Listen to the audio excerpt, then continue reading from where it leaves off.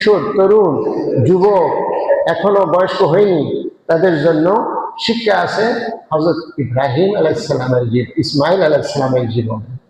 হযরত ইসমাইল একটি নাম, ব্র্যান্ড। হযরত মুসলমান জাতির জন্য হযরত ইসমাইল আলাইহিস সালাম হচ্ছে একটা ব্র্যান্ড, যেই ব্র্যান্ডে সারা দুনিয়ায় ব্র্যান্ডেড হবে, সারা দুনিয়ার সমস্ত মুসলমান ব্র্যান্ডেড হবে হযরত ইসমাইলের ব্র্যান্ডে।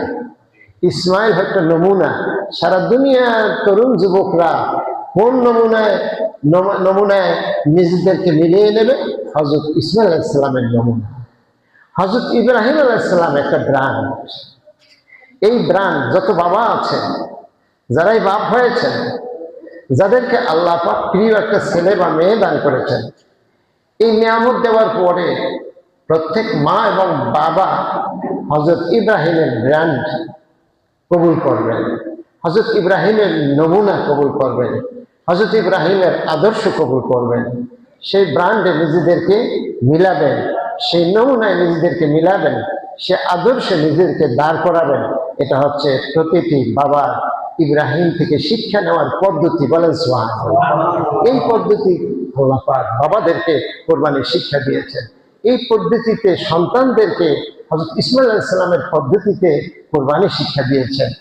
আর এই পদ্ধতিতে আমাদের ঘরে অবলা পর্দানসীন মাদেরকে শিক্ষা দিয়েছেন হযরত বিবি হাজার এর নমুনায়, তার আদর্শে, তার সিস্টেমে আমাদেরকে শিক্ষা দিয়েছেন বিবি হাজার। এর শিক্ষা কি? তার শিক্ষা হলো যে স্বামী, সন্তান, পরিবার, নিজের সুখ, আনন্দ, উল্লাস যখনই আল্লাহ চাইবেন তখন সবগুলি কোরবানি করে দিতে হবে। কার সন্তুষ্টির জন্য?